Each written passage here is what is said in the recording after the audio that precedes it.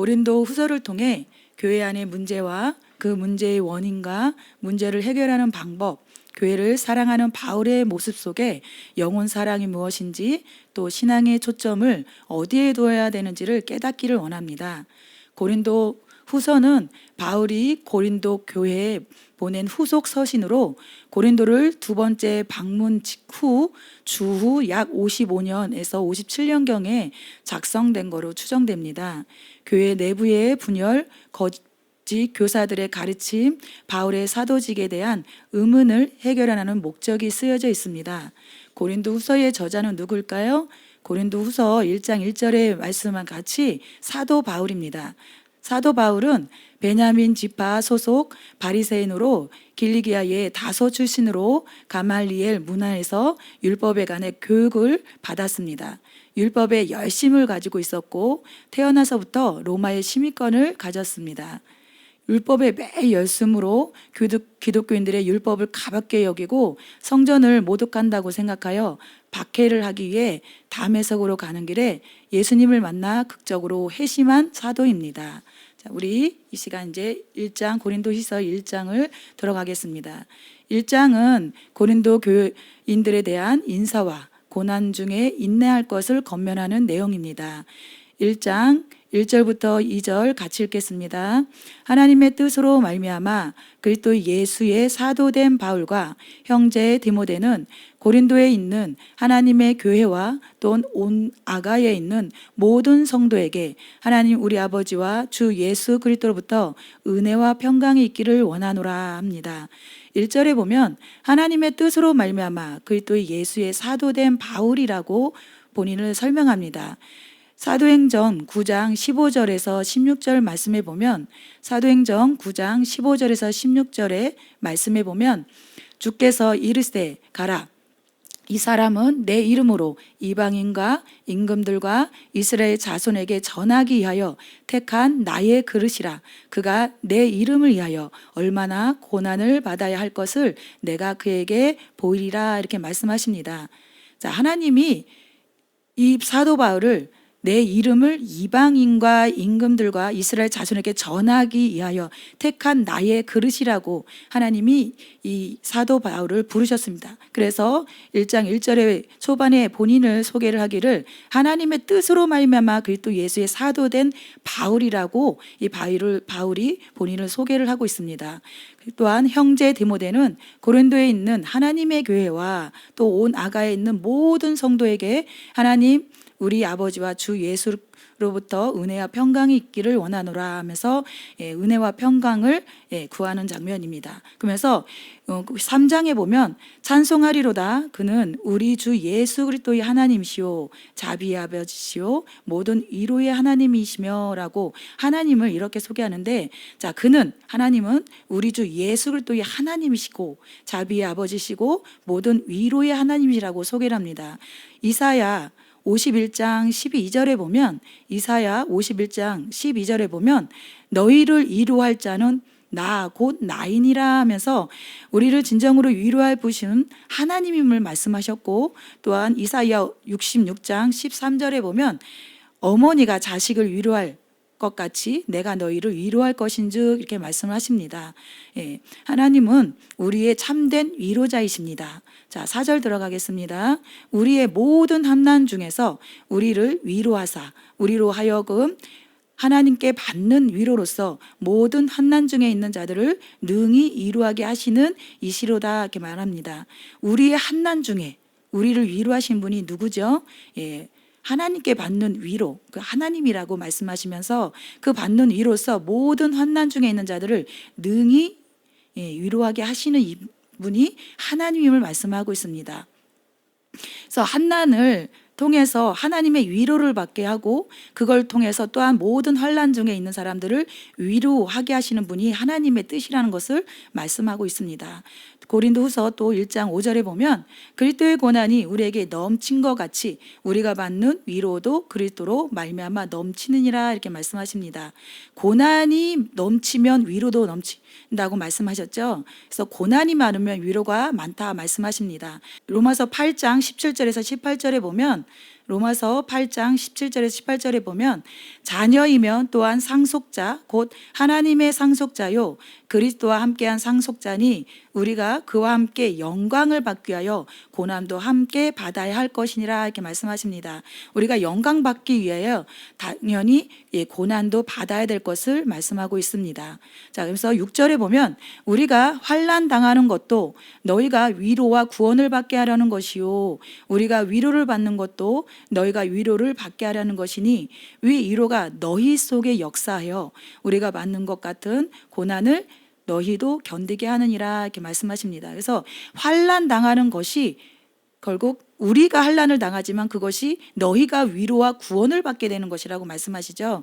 그래서 환난과 위로와 구원의 관계를 알은 이 사도 바울은 이 고난을 환난 중에 이 고난을 또한 이 환난을 즐거워한다. 로마서 5장 3, 4절에 말씀합니다. 그래서 우리가 보면 환난을 당하는 것이 결국 이 환경 가운데 환난은 끝이 아니라 그것이 다른 고난받은 자의 위로와 구원을 받게 하는 것이라는 것을 이 말씀 속에서 우리가 볼 수 있습니다. 그래서 우리가 우리를 받는 것도 위로를 받는 것도 너희가 위로를 받게 하는 것이니 위로가 너희 속에 역사하여 우리가 받는 것 같은 고난을 너희도 견디니라 이렇게 말합니다. 그래서 내가 받은 그 환난이 다른 환난 받은 자의 위로가 되는 좋은 재료이고 또한 다른 영혼을 세우게 쓰는 하나님의 큰 뜻이 있다는 거. 그래서 내가 만난 하나님을 통해 다른 영혼이 힘을 얻고 또한 그 환난을 견딜 수 있게 하는 것이라는 것을 우리가 볼 수 있습니다. 그래서 환난이 결국 우리에게 환난만 끝이 아니라 하나님을 또 위로를 만나게 하는 계기가 됨을 또 볼 수 있습니다. 그래서 7절에 보면 너희를 위한 우리의 소망이 견고함은 너희가 고난에 참여하는 자가 된 것 같이 위로에도 그러할 줄 알미라 하면서 고난에 참여하는 거라는 것을 또 말씀하시고 8절 9절에 보면 이제 사도 바울이 당한 환난에 대해서 설명합니다. 형제들아 우리가 아시아에서 당한 환난을 너희가 모르기를 원하지 아니하노니 힘에 겹도록 심한 고난을 당하여 살 소망까지 끊어지고 우리는 우리 자신이 사형 선고를 받은 줄 알았으니 이는 우리로 자기를 의지하지 말고 오직 죽은 자를 다시 살리시는 하나님만 의지하게 하심이라 이렇게 말합니다. 자, 아시아에서 당한 환난이 우리가 말씀에서 보면 사도행전 19장 23절에서 41절 말씀에 읽어보면 그 에베소의 소동에 관한 얘기인데 그 에베소의 아데미 신전에 관련된 상인들의 폭동이 나옵니다.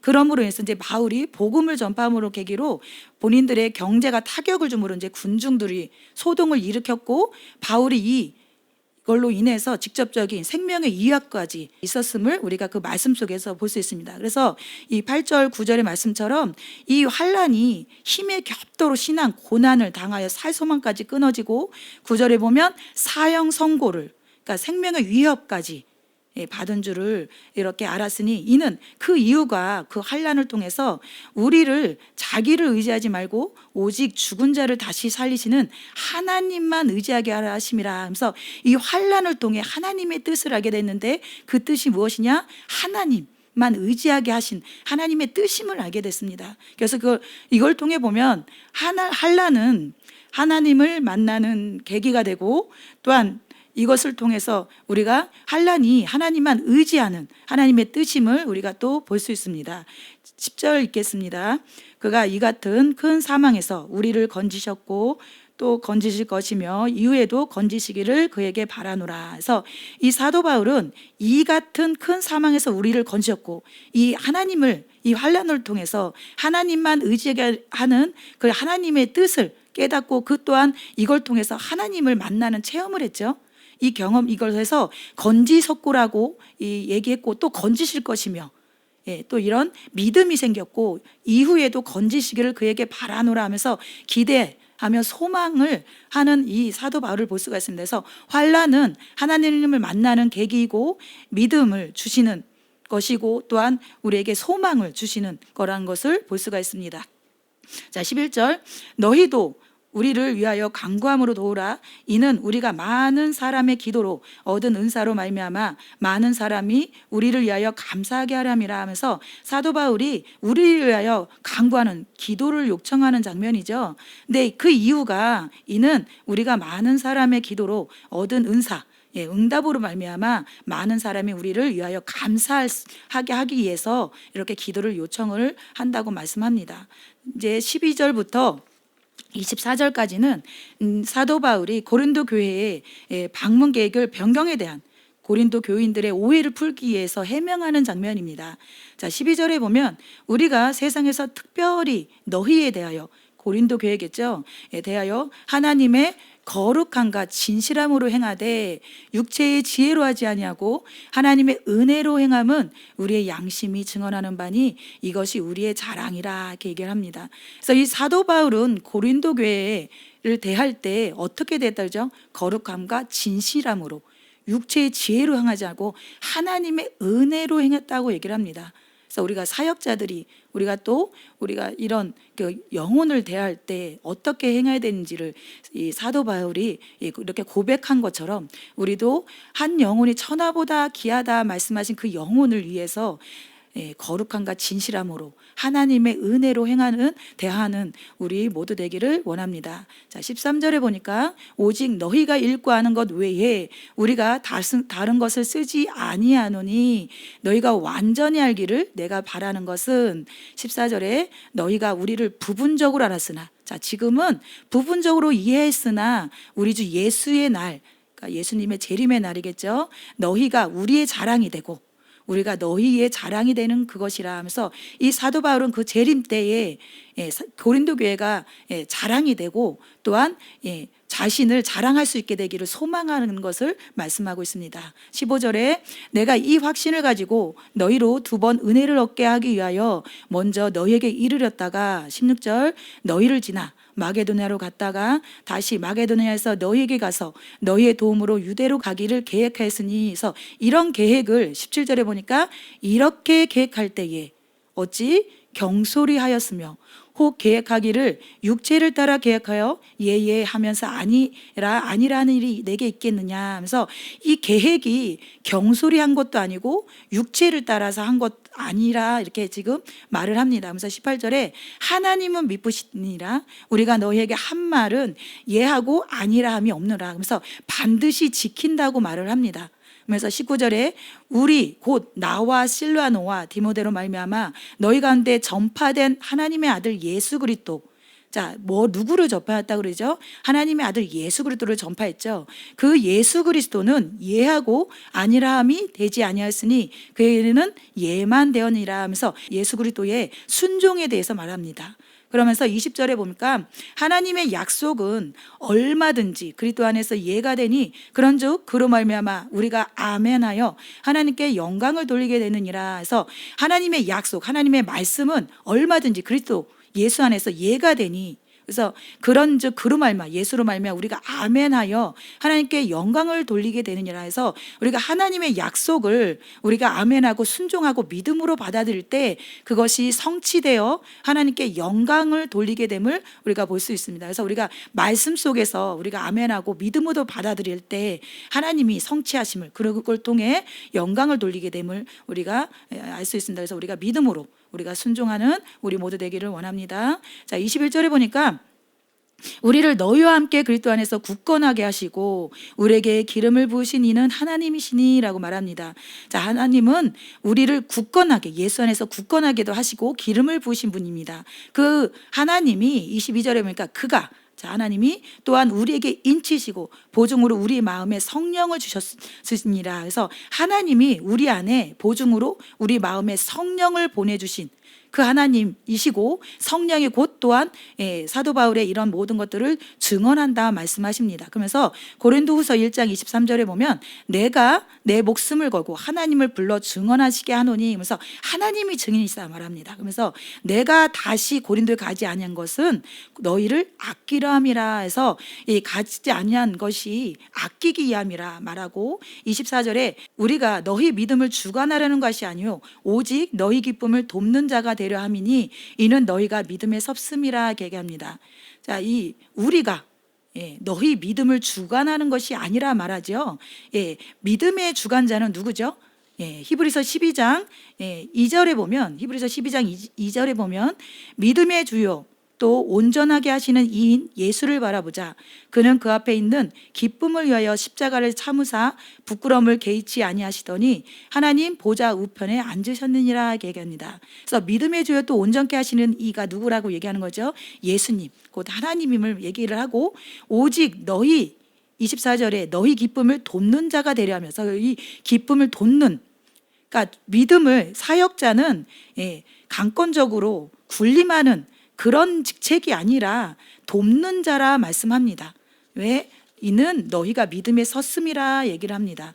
그래서 이 목자는 군림이 아니라 돕는 자라 말씀했고, 고린전서 3장 5절에 보면, 고린도전서 3장 5절에 보면 그런즉 아볼로는 무엇이며 바울은 무엇이냐? 그들은 주께서 각각 주신 대로 너희로 하여금 믿게 한 사역자들이나 얘기합니다. 그래서 이 믿게 한 사역자들이, 그러니까 믿음을 준 사역자들일 뿐이지 주관자가 아니라는 걸 얘기하죠. 또한 고린도후서 10장 8절에 보면, 고린도후서 10장 8절에 보면 주께서 주신 권세는 너희를 무너뜨리려고 하신 것이 아니요 세우려고 하신 것이니 내가 이에 대하여 지나치게 자랑하여도 부끄럽지 아니하리라. 해서 하나님이 주신 권세는 주관자가 아니라 어떤 사람이라고요? 세우련, 세우는, 영혼을 세우는 데 있다는 것을 우리가 말씀 속에서 볼 수 있습니다. 그래서 이 사역자는 믿음의 주관자가 아니라 돕는 자로서 영혼을 세우는 역할을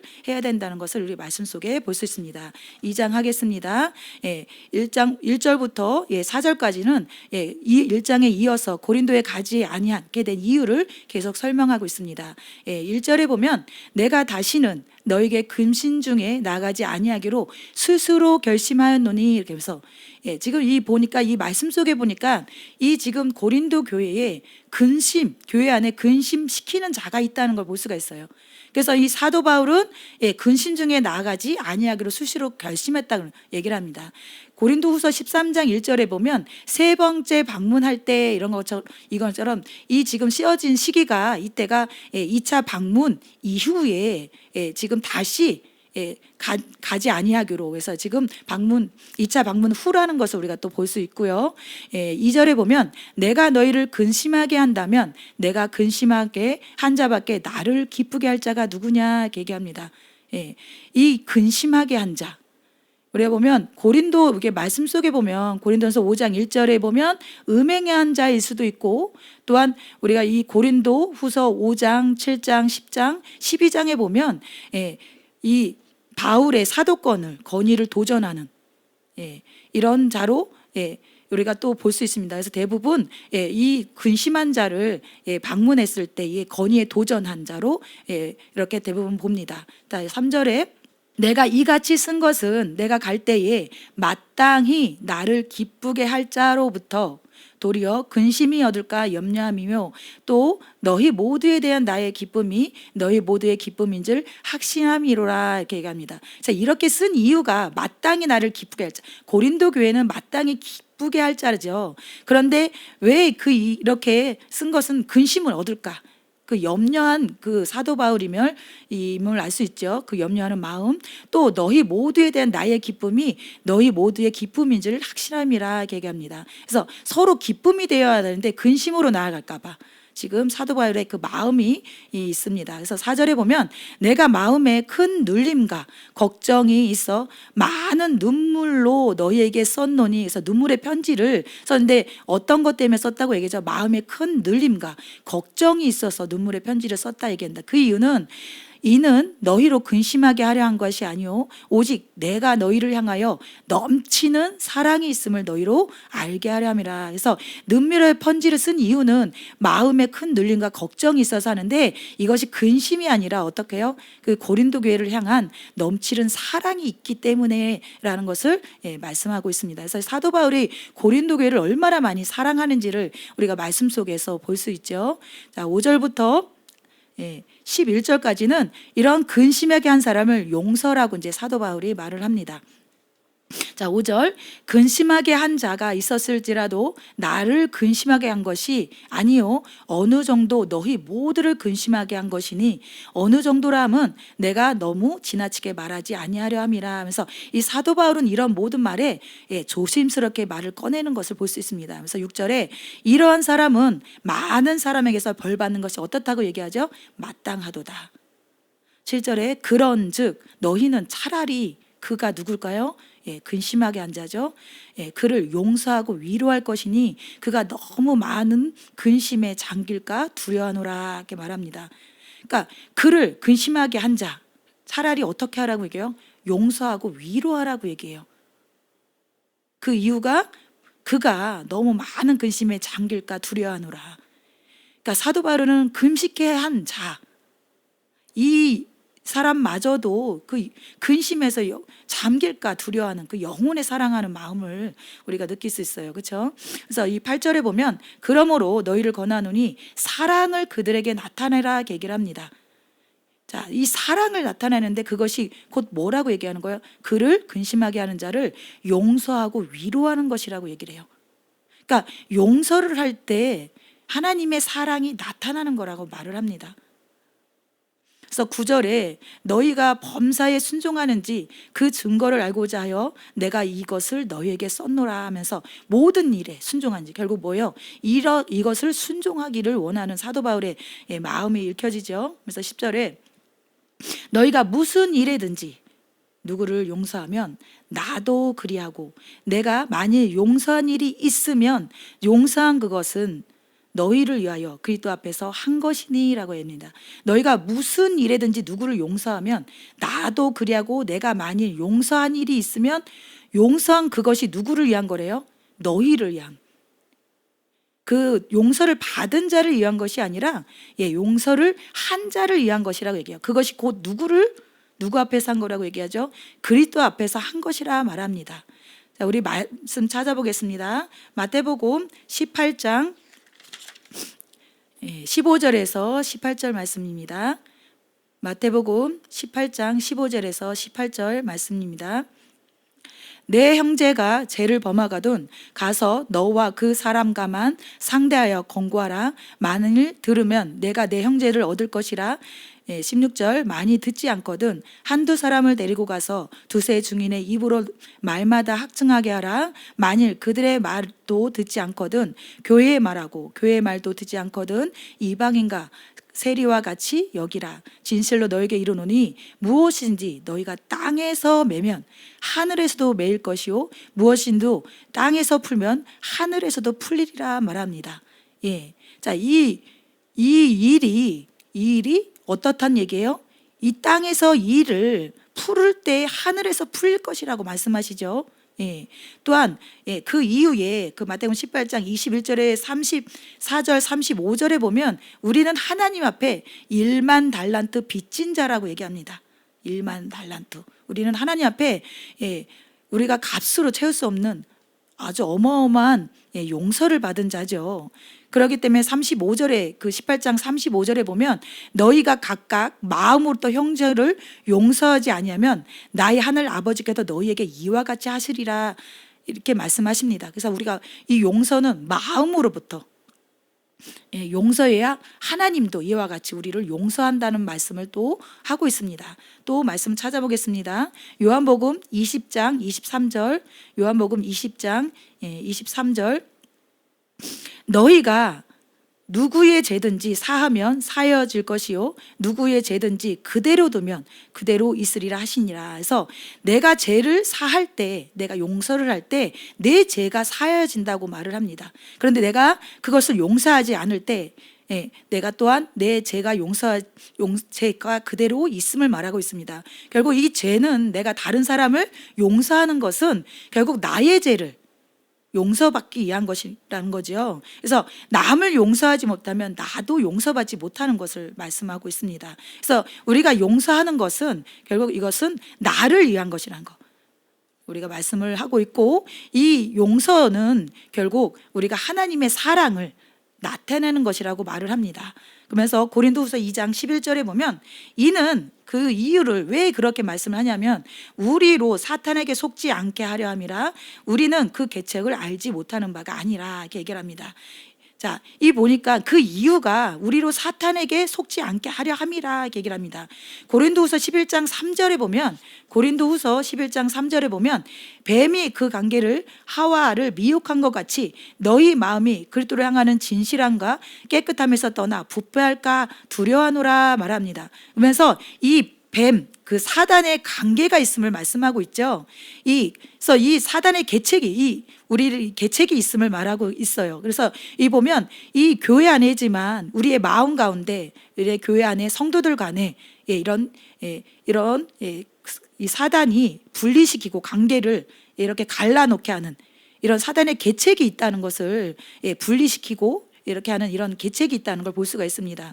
그래서 우리가 영적인 이렇게 사단에 속지 않기 위해서 우리가 늘 날마다 말씀과 기도 안에 깨어있는 우리 모두 되기를 원합니다. 그래서 이런 모든 것들이 우리가 사도 바울이 지금 말하는 것처럼 이 고린도 교회에는 이렇게 근심하는 자가 있고, 우리가 그래서 이런 것을 통해서 보면 사역자를 근식해 하는 교회 안에 이는 이런 고린도처럼 우리가 근심하게 하는 사람이 되면 안 되겠죠.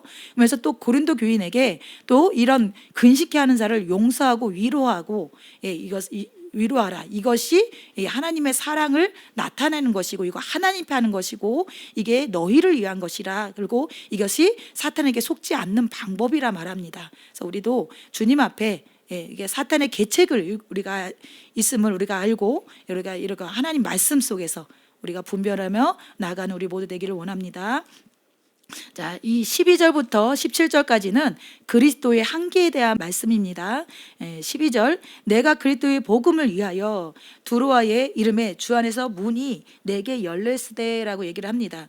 그래서 두로아의 이름에 주 안에서 문이 열렸다 얘기를 하죠. 그래서 사도행전 16장 8절에서 10절에 보면 사도행전 16장 8절에서 10절에 보면 이 사도 바울에게 이렇게 마게도냐에서 환상을 보았고 또한 그때 자색 옷감의 루디아를 또 만나는 장면이 있고 사도행전 20장 5절에서 12절에 보면 천년 유두고를 이렇게 살리는 장면이 있습니다. 그래서 하나님이 이렇게 주 안에서 전도의 문이 열려 장면을 우리가 말씀 속에서 볼 수 있습니다. 그래서 13절에 보면 내가 내 형제 디도를 만나지 못함으로 내 심령이 편하지 못하여 그들을 작별하고 마게도냐로 갔노라. 그래서 사도 바울은 눈물의 편지를 통해서 디도에게 고린도서 7장 5절에서 7절에 보면 디도를 통해 이 편지를 보냈었는데 디도를 만나지 못한 그것을 통해서 이 사도 바울은 마음이 편치가 못했어요. 그래서 작별하고 어디로 떠났다고 얘기해요? 마게도냐로 갔다고 얘기해요. 이 말씀이 사도행전 20장 6절에 보면 두로아에 갔다가 다시 마게도냐로 갔다는 말씀이 있습니다. 그래서 사도 바울은 이 고린도 교회에 보낸 디도를 만나지 못해서 마음이 편치 않아서 마게도냐로 떠났음을 지금 말씀하고 있습니다. 그래서 14절에 보면 항상 우리를 그리스도 안에서 이기게 하시고 우리로 말미암아 각처에서 그리스도를 아는 냄새를 나타내시는 하나님께 감사하노라 말합니다. 자, 우리를 그리스도 안에서 이기게 하시는 분 하나님이시고 우리로 말미암아 각처에서 그리스도를 아는 냄새를 나타내시는 분 또한 누구라고 얘기하죠? 하나님을 얘기합니다. 그래서 우리가 예수 안에서 우리들 자체로는 약하고 승리할 수 없는 그런 존재지만 그리스도 안에서 우리가 또 이렇게 승리할 수 있도록 또 하시고 또한 그리스도를 아는 냄새를 나타내는 우리 냄새는 우리가 나타나진 않죠. 그런데 그것을 나타내게 복음을 전할 수 있게 또 복음의 열매를 할 수 있게 하시는 분도 하나님이고 그 하나님 앞에 이렇게 감사함, 영광 돌리는 사도 바울을 볼 수가 있습니다. 그래서 이렇게 보면 우리를 이기게 하실 그리스도 안에서 이기게 하시고 또한 우리의 복음 그리스도의 냄새까지도 복음을 전할 수 있도록 열매까지도 이렇게 하게 하시는 분 또 하나님이심을 또 볼 수 있습니다. 그래서 15절에 보면 우리는 구원받는 자들에게나 망하는 자에게 하나님 앞에 어떤 사람이래요? 그리스도의 향기라고 얘기합니다. 하나님 앞에서의 그리스도의 향기라고 얘기해요. 그래서 16절에 이 사람에게는 사망으로부터 사망에 이르는 냄새요 저 사람에게는 생명으로부터 생명에 이르는 냄새라 누가 이 일을 감당하리요. 그래서 복음을 전하면 복음을 받아들이는 자에게는 구원받는 자들에게는 이게 어떻게 해요? 생명에 이른 냄새가 나게 되고, 또한 망하는 자, 믿지 않는 자들에게는 어떻게 해요? 사망의 냄새가 이르게 된다 말하고, 이 복음을 전하는 모든 것들도 이게 하나님이 받으시는 거죠. 또한 이 일을 누가 감당하리요? 그러면서 본인이 감당하고 있음을 지금 말씀하죠. 그러면서 17절에 우리는 수많은 사람들처럼 하나님의 말씀을 혼잡하게 하지 아니하고 곧 순전함으로 하나님께 받은 것 같이 하나님 앞에서와 그리스도 안에서 말하노라 얘기합니다. 자, 하나님의 말씀을 어떻게 하지 않았다고 해요? 혼잡하게 하지 아니하고. 그러니까 수많은 사람들은 하나님의 말씀을 혼잡하게 했다고 얘기해요. 이 헬라어로 카펠루라고 합니다. 이 혼잡하게는, 이거는 복음을 어떻게 해요? 특별히 돈벌이 수단으로 삼는 것을 혼잡하게 이렇게 풀이를 합니다. 그래서 이 수많은 사람들은 하나님의 말씀을 돈벌이 수단으로 했는데, 우리는, 이 사도 바울은 순전함으로 하나님께 받은 것 같이 하나님 앞에 그리스도 안에서 이렇게 말을 했다 얘기를 합니다. 그래서 이걸 통해 보면 우리가 올바른 하나님의 말씀을 전하는 제사는 하나님의 말씀을 혼잡하게 하는 것이 아니라 하나님께 받은 것 그대로 하나님 앞에 이렇게 그대로 전하는 것을 우리가 말씀을 통해 볼 수 있습니다. 그래서 사도 바울은 이것을 알기 때문에 고린도후서 11장 7절 9절에 보면, 고린도후서 11장 7절 9절에 보면 내가 모든 일에 너희에게 폐를 끼치지 않기 위하여 스스로 조심하고 또 조심했다 얘기를 해요. 그래서 고린도서 또 9장 11절부터 12절에 보면, 고린전서 9장 11절에서 12절에 보면 다른 이들도 너에게 이런 권리를 가졌거든 하물며 우리일까 보냐. 그러나 우리가 이 권리를 쓰지 아니하고 범사에 참는 것은 그리스도의 복음에 아무 장애가 없게 하려 함이라 이렇게 말합니다. 그래서 사도 바울은 오로지 하나님의 복음만 나타내기 위해서, 전하기 위해서 모든 것들을, 물질과 모든 것들을 이렇게 폐를 끼치지 않기 위해서 조심하고 오로지 하나님의 말씀을 있는 그대로 받은 것 같이 전하는 이 사도 바울의 모습을 우리가 볼 수 있습니다. 3장 하겠습니다. 그런 사도 바울이 그렇게 사역을 했는데도 불구하고 사도 바울이 이런 사도직을 인정하지 않는 것을 우리가 3장을 통해서 볼 수 있습니다. 자, 그래서 이런 것들로 적재달의 비난에 이 사도 바울이 사도직을 변호하는 장면이 3장의 내용입니다. 3장 1절에 보니까 우리가 다시 자천하기를 시작하겠느냐?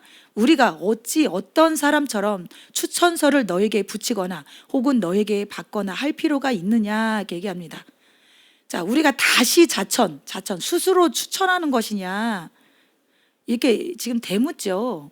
우리가 어찌 어떤 사람처럼 추천서를 너에게 붙이거나 혹은 너에게 받거나 할 필요가 있겠느냐 이렇게 얘기를 합니다.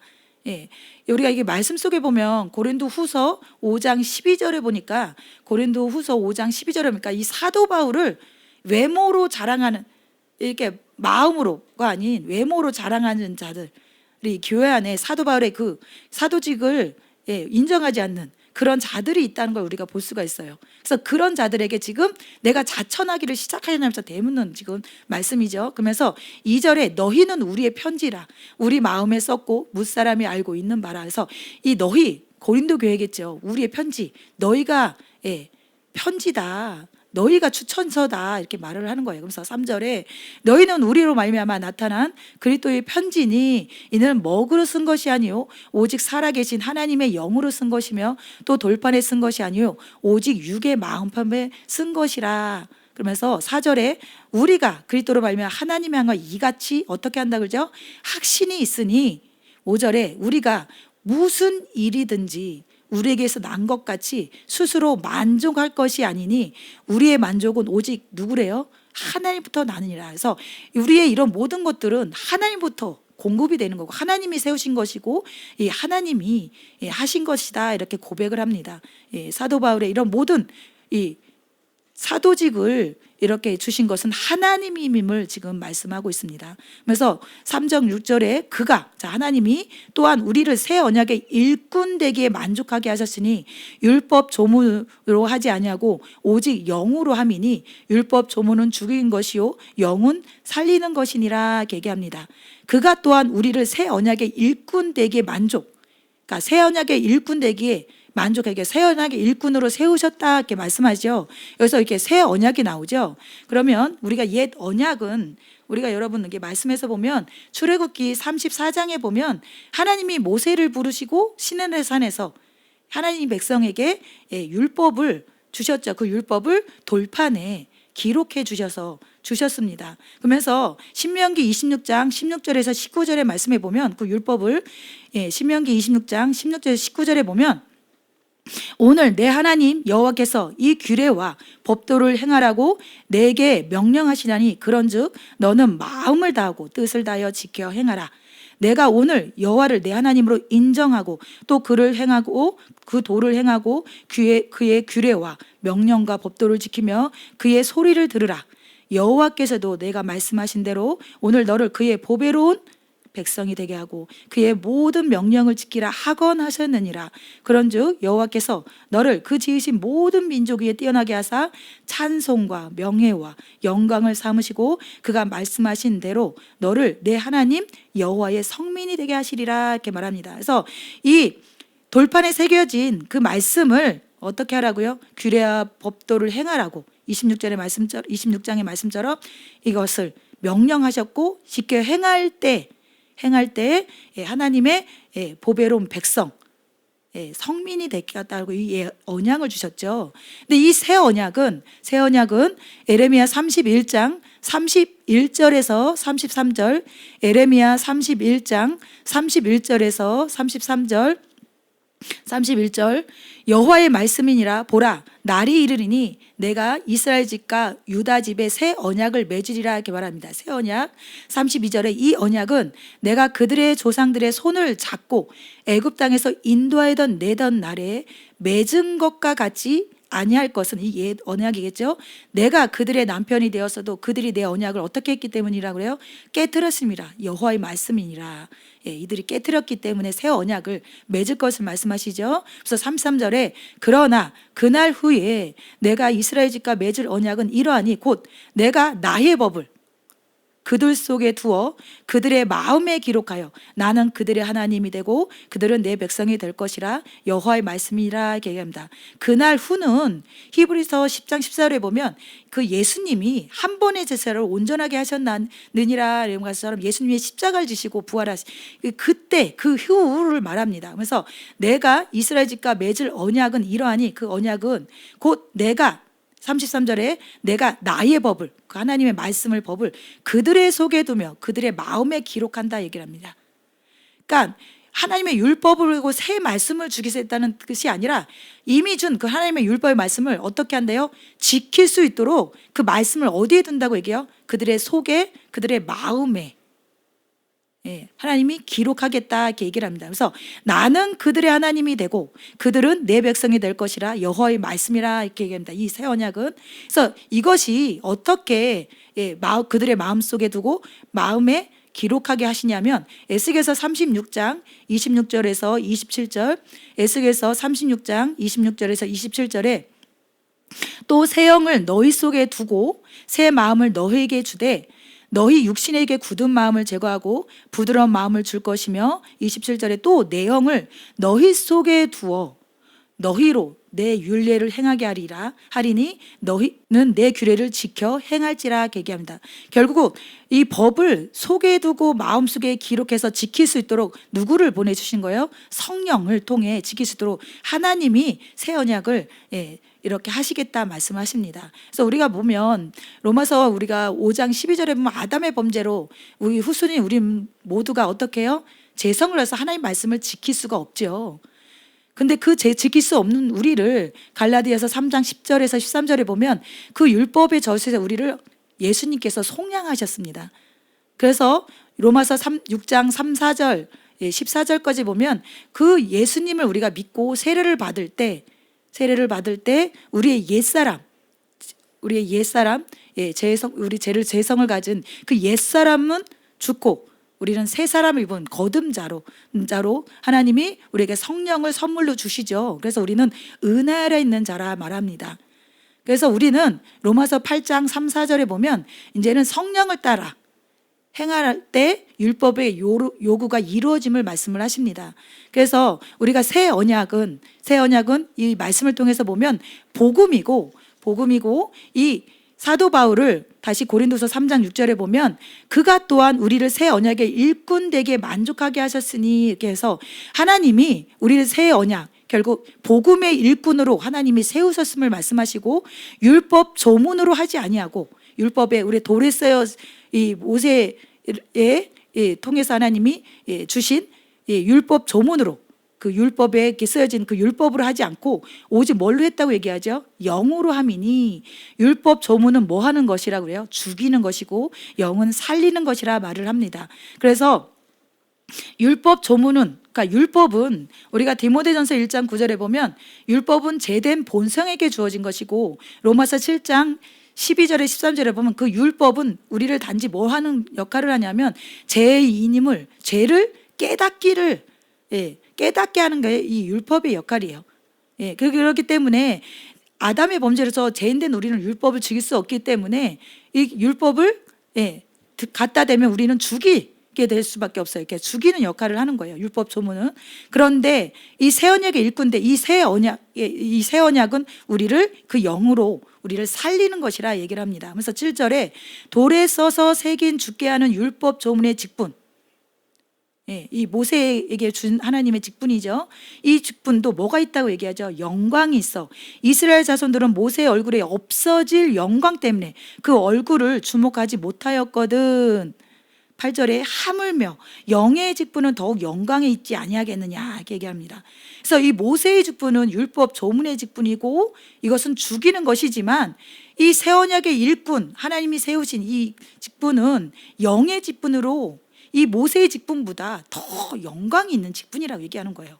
그래서 9절에 정죄의 직분도 영광이 있은즉 의의 직분도 영광이 더욱 넘치니라 하면서 우리 이 모세의 직분은 정죄의 직분이라고 하는데 그 직분도 영광이 있는데 의의 직분은 그거보다 영광이 더 넘치는 직분으로 10절에 영광되었던 것이 더 큰 영광으로 말미암아 이에 영광이 될 것이 없으나 11절에 없어질 것도 영광으로 말미암았은즉 길이 있을 것은 더 영광 가운데 있느니라 이렇게 얘기를 합니다. 그래서 이 우리가 받은 이 복음의 이 일꾼 영의 직분, 의의 직분은 살리는 것으로서 이 모세의 직분은 정죄의 직분으로 영광이 있지만 이거보다 더욱 더 큰 영광이 있는 직분이라는 거예요.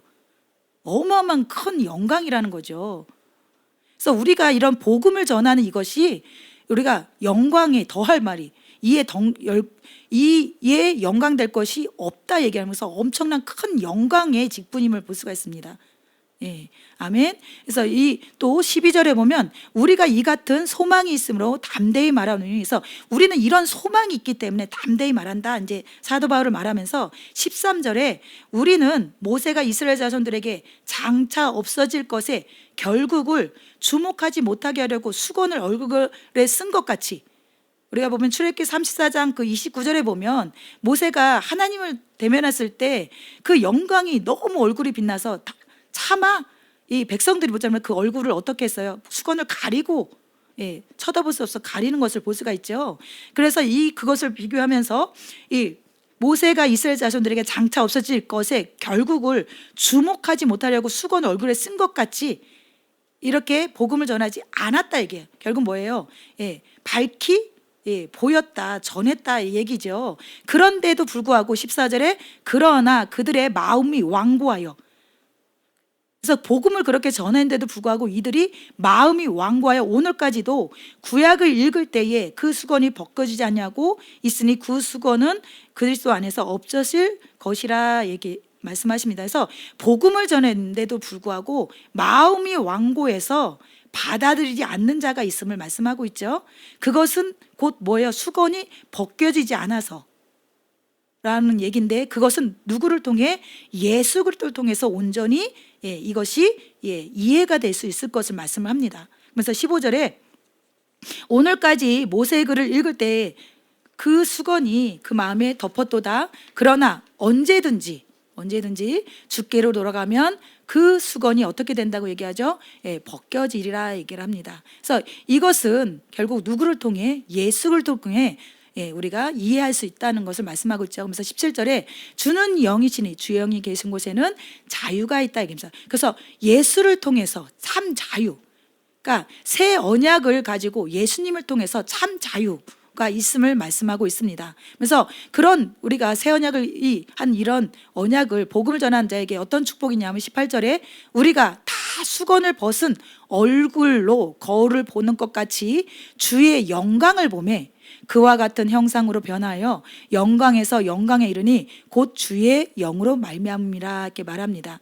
그래서 우리가 다 수건을 벗은 얼굴로 거울을 보는 것 같이 주의 영광을 본. 자, 언제 그렇게 될까요? 우리가 고린도전서 13장 12절에 보면 고린도전서 13장 12절에 보면 우리가 지금은 거울로 보는 것 같이 희미하나 그때 자, 천국 갔을 때겠죠. 얼굴과 얼굴을 대하여 볼 것이요. 지금은 내가 부분적으로 하나 그때는 주께서 나를 아신 것 같이 내가 온전히 알리라 이렇게 말합니다. 결국 천국 갔을 때 하나님을 보게 됨을 말씀하시고 고린도전서 15장 51절에서 52절 고린도전서 15장 51절에서 52절 보라 내가 너희에게 비밀을 말하노니 우리가 다 잠잘 것이 아니요 마지막 나팔에 순식간에 호련히 다 변화되리니 나팔 소리가 나매 죽은 자들이 썩지 않을 것으로 다시 살아나고 우리도 변화되리라 얘기합니다. 그래서 마지막 나팔을 불 때 우리 어떻게 해요? 죽은 자들이 먼저 일어나고 그 다음에 우리 살아있는 자도 우리도 예, 변화될 것을 말씀하시고 또한 요한일서 3장 2절의 말씀에 보면 요한일서 3장 2절 3절에 보면 사랑하는 자들아 우리가 지금은 하나님의 자녀라 장래에 어떻게 될지는 아직 나타나지 아니하였으나 그가 나타났으면 우리가 그와 같을 것을 아는 것은 그의 참 모습 그대로 볼 것이기 때문이니 주를 향하여 이 소망을 가진 자마다 그의 깨끗한 같이 자기를 깨끗하게 하느니라 이렇게 말합니다. 우리가 지금은 현재는 하나님의 자녀라 말하고 장래에 어떻게 될지는 아직 나타나지 않았으나 그가 나타나시면 우리가 그와 같을 적 우리가 아는 것은 그의 참모습을 그대로 볼 것이기. 그때 우리가 마지막 나팔을 부는 순간에 우리가 변화되고 천국 가면 우리가 하나님을 볼 것에 대한 것을 말씀하시죠. 그래서 우리는 이런 소망을 가진 자는 어떻게 해요? 이 땅 가운데 하나님이 깨끗한 같이 우리도 깨끗한 삶을 살게 될 것을 말씀을 하십니다. 그래서 18절에 그 고린도서 3장 18절에 보면 우리가 천국 갔을 때 우리가 하나님의 얼굴을 볼 것이며 그와 같은 형상으로 변화되어 영광에 이르니 곧 주의 영으로 말미암음이라. 그래서 성령을 통해 우리가 하나님의 형상으로 변화되고 영광에서 영광에 이르게 되는 이런 축복이 있음을 말씀하고 있습니다. 그래서 우리가 이런 걸 통해 우리가 1, 2, 3장을 오늘 이렇게 했는데 우리가 3장을 통해 우리가 받은 복음의 새 언약의 일꾼은 우리에게 영의 직분, 의의 직분, 살리는 직분 그리고 엄청난 큰 영광의 직분이라 말합니다. 그래서 우리가 이런 직분을 주신 하나님께 감사하며 우리가 늘 이 하나님 앞에 어디 가서나 복음을 전하는 자로서 또한 우리에게 이렇게 하나님을 볼 그런 우리가 하나님의 자녀로서 우리가 이 마지막 때에 우리가 하나님 앞에 우리가 잘했다 칭찬받는 우리 모두 되기를 원합니다. 아멘.